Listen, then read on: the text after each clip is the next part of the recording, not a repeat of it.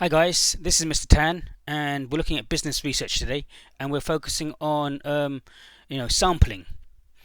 We started sampling in the previous slides, and we're continuing it now, and we're looking at various other elements of sampling, including sampling errors.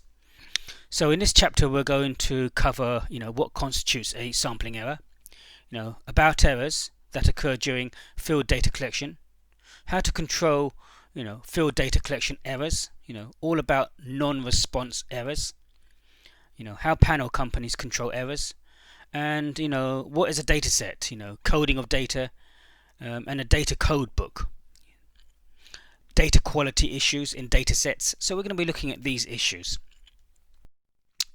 So where are we? Establish the need for marketing research, define the problem, establish research objectives, define a research design, identify information types and sources, determine methods of accessing data, and design data collection forms, determine a sample plan and size, and collect data, analyze data, and prepare the and present the final research project. So these are the steps that we're actually going through. And obviously within there we've got a literature review, which is higher at the top. So dealing with field work, and this is important. You might say, well, the data and the data collection, but we need to recognize the potential data errors, and because it's the data errors that can lead to a bias in the sample of the total population, therefore providing or leading to misleading information or misleading inferences about the total population as a whole. So this is very, very important to know. So there are two main types of errors in survey research. There's a sampling error and a non-sampling error. So the non-sampling error includes all errors in the survey, except those due in the sampling plan or sample size.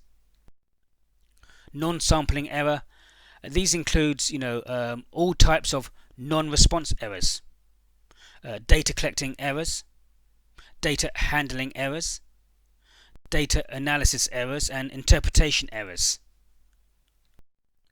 So data collection. So data collection is the phase of the marketing research process during which respondents provide their answers or information to inquiries posed to them by the researcher. So the possible errors in the field data collection, the field worker error, these are errors committed by the persons who administer the questionnaires.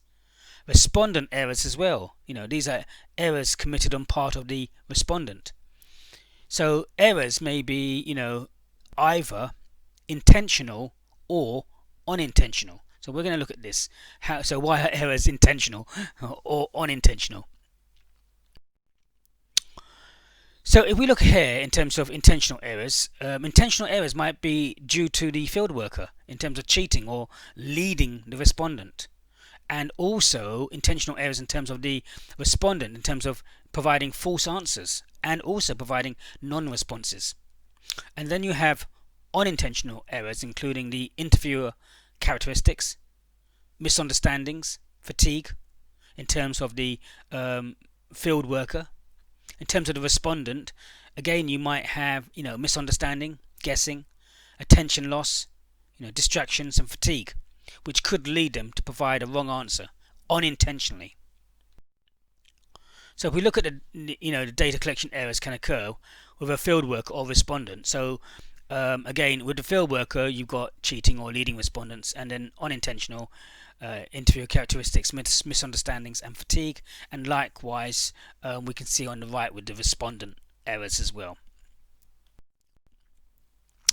So the intentional field worker errors. In the intentional field worker error, errors committed when a data collection person willfully violates the data collection requirements set forth by the researcher.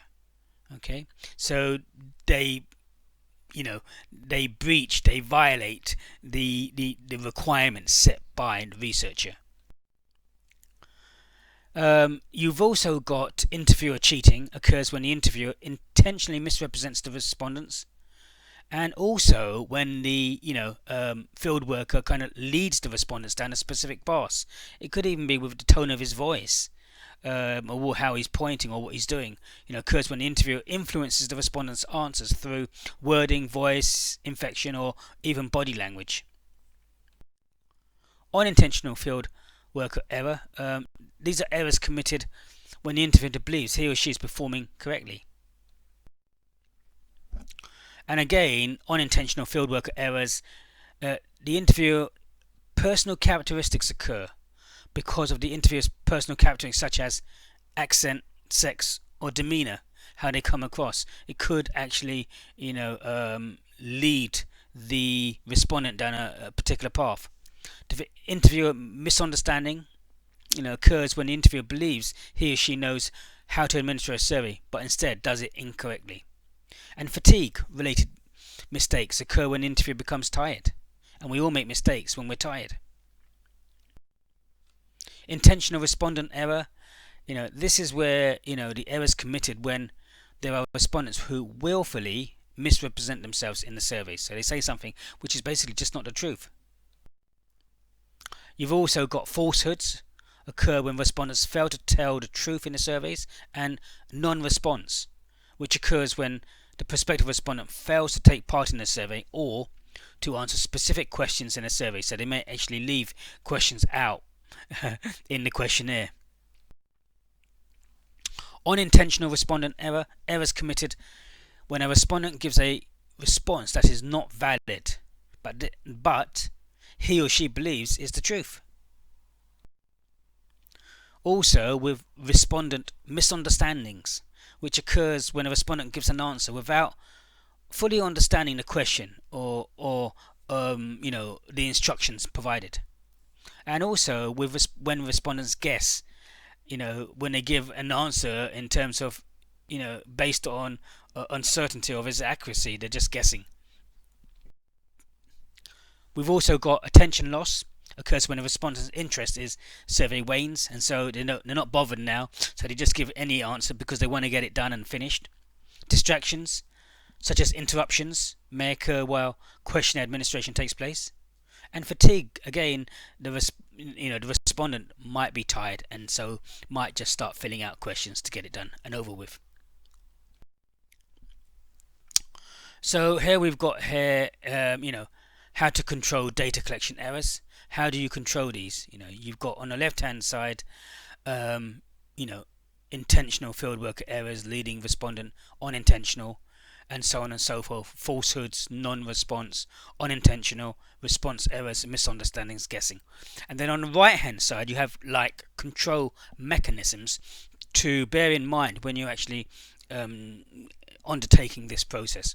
Because remember, even though in the main, when you guys are doing your own research, you're carrying out the research yourself and you're asking the question, so you've got more control over this. However, if you have a larger research project and you have to have other people working for you to carry out the research, then how do you control this? So here are some control mechanisms. So you've got supervision, validation, selection and training of interviewers, orientation sessions, and role playing, required breaks, and alternative surveys, ensuring anonymity and confidentiality, providing incentives, validation checks, third person techniques, ensuring anonymity and confidentiality, incentives, third person techniques as regards to non-response. So again, we can see on the right hand side control mechanisms, and these things are good to know when you are undertaking a larger survey whereby you yourself are not actually carrying out all these questions.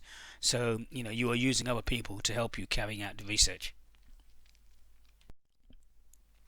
So field data collection quality controls.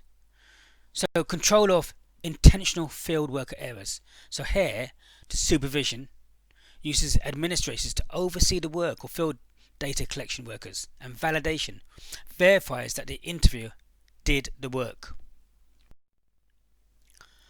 Control of unintentional field worker error, orientation sessions are meetings in which the supervisor introduces the survey and questionnaire administration.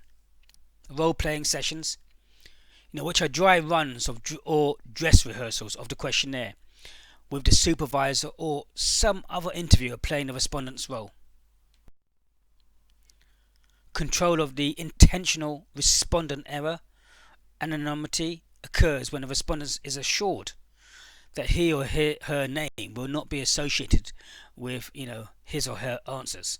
Confidentiality, providing this occurs when the respondent is given assurances that his or her answers will remain private.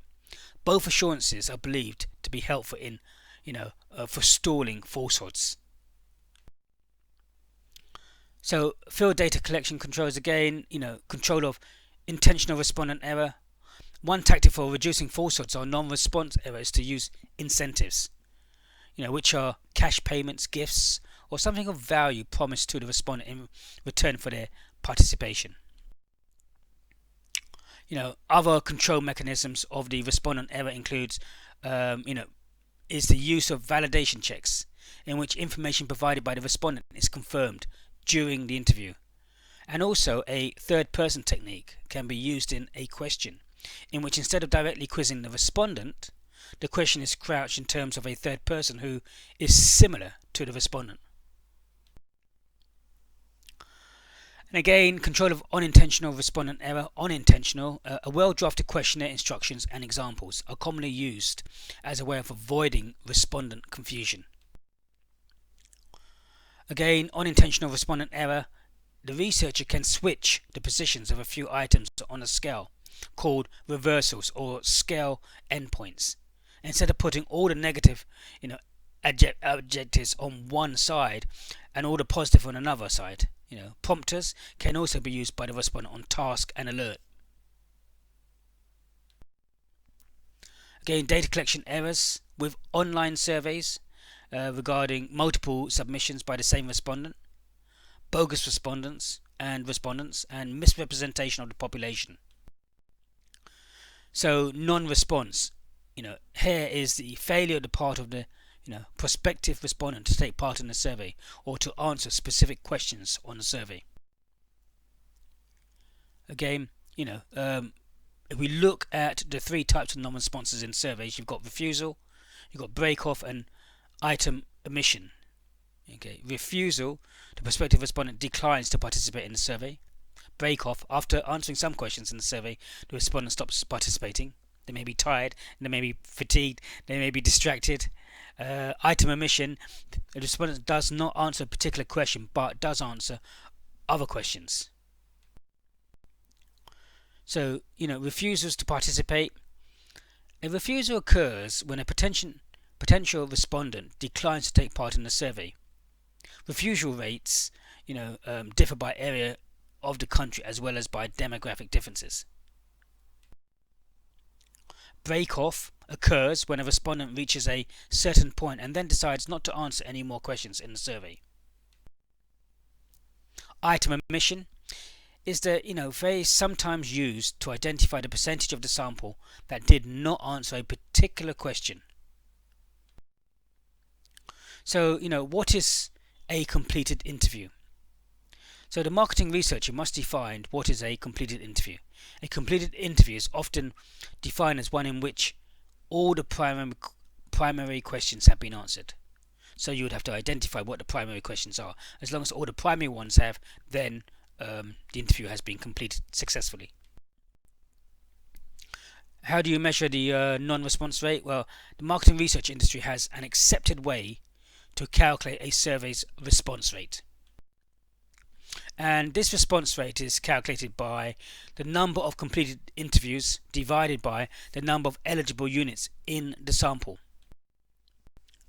So again, we've got the formulas down here, the response rate in terms of completions plus, completions divided by completions plus ineligible, times the refusals plus not reached. So we can see the calculations down here and how they fit in and what percentage you can possibly get. And now here's an illustrated best practice for online panels, quality assurance. So best practice, would be a panel purpose. Ensure that the panel is used solely for marketing research. For recruitment, panel members should be ethically invited or otherwise accorded to, opt-in relationship with the panel company to participate in bona fide marketing surveys. Privacy, there should be a formal published privacy policy concerning anonymity, confidentiality and privacy of the personal data of panel members. And participation, panel members should not participate in multitudes of surveys in short periods of time. So again, the table here shows you what is best practice and the explanation for it. Again, we've got best practice and explanation. So for instance, you've got the panel replacement. There should be a health-based attrition and replacement of panelists each year. And again, the explanation is the MRA states that national attrition, sometimes called chum rate, ranges from 25 to 30% per year because the members who lose interest or who are otherwise delisted. Panel profiling, this should be abundant, up-to-date classification information on panel members. And the explanation for this is clients often wish to sample very specific subpopulations. And as regards to data quality, there should be a validation procedure in place, as well as provisions to minimize data quality errors on part of the panelists. And the explanation to this is tangible assurances that the desired panelists participated is desirable, and provisions should be in place for identifying straight lining, speeding, both described later on reliability and other respondent errors. So dataset, coding data and data codebook. In large-scale projects, and especially in cases in which the data entry is performed by a subcontractor, researchers use a data codebook which identifies the questions of the questionnaire, the variable name or label that is associated with each question or question part, the code numbers associated with each possible response to each question. 4 do's of question wording. Do not use a double-barreled question. A double-barreled question is really 2 different questions posed in one question, so don't do that. It's not good because you don't know if the person answers both the questions or they're just answering one of the questions. So that's a big no-no.